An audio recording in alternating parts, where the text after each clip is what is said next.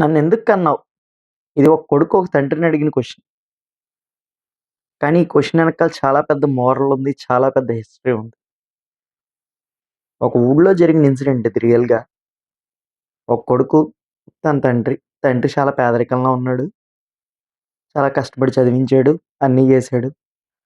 చదువుకుంటున్నప్పుడు సరిగ్గా చదువు పిల్లోడికి తన బ్రెయిన్ యాక్టివిటీస్ సరిగ్గా లేక ఏమో చాలా కారణాల వల్ల తను అనుకున్న స్థాయిలో పెర్ఫార్మన్స్ చేయలేకపోయాడు స్కూల్ లెవెల్‌లో. ఎప్పుడు స్టూడెంట్‌ని అంటే పేరెంట్స్‌ని పిలిపించడం, కౌన్సెలింగ్ ఇప్పించడం ఇవన్నీ మామూలే. ప్రతిసారి కౌన్సెలింగ్‌లో టీచర్ ఒకటే మాట చెప్పేవారు. "మీ నాన్న అంత కష్టపడి చదివిస్తున్నాడు. నువ్వెందుకు చదువుకోవట్లేదని." చూసాడు. ఏం మాట్లాడలేదు. అయ్యో! నిజంగానే అనుకున్నాడు. 10థ్ క్లాస్ దాటింది. ఏదో అచ్చొచ్చిన మార్కులతో పాస్ అయ్యాడు. ఇంటర్మీడియేట్ అలాగే పాస్ అయ్యాడు. అక్కడ ఇవే డైలాగ్స్. "మీ నాన్న అంత కష్టపడి చదివిస్తున్నాడు. నువ్వేం చేయలేకపోతున్నావు, ఏం చేయలేకపోతున్నావు, ఏం చే" విన్నాడు. బీటెక్ కంప్లీట్ చేసాడు. ఉద్యోగం రాలేదు. అప్పుడు కూడా ఊళ్ళో ఉన్న ఒక పెద్దాయన, "మీ నాన్న అంత కష్టపడుతూ ఉంటే నువ్వు చదువుకొని ఏ సాయం చేయలేకపోతున్నావు ఎందుకురా" అని. ఇదే టైంలో తన ఫ్రెండ్ ఒకతనున్నాడు. అదే ఊళ్ళో జమీందారు కొడుకు.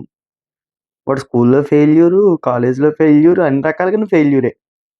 బట్ వాడు ఎవ్రీ డే ఒక రూ. 1,00,00,000 సంపాదిస్తూ ఉండేవాడు. వాళ్ళ నాన్న ఫ్యాక్టరీలో అన్నీ చూసుకుంటూ.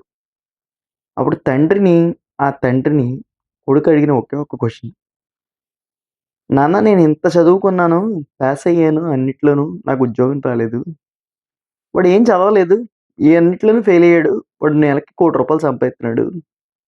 అసలు ఫస్ట్ క్వెషన్ నేను నిన్ను అడగాల్సింది, నువ్వేమీ సంపాదించలేని రోజున నన్నెందుకు కన్నావు? ఈ సమాజంలో నన్నెందుకు పడేసావు? ఈ సమాజంలో డబ్బు సంపాదించడం చేత కానప్పుడు పెళ్ళిళ్ళు చేసుకోవడం ఎందుకు? ఇది ఆ కొడుకు అడిగిన క్వెషన్.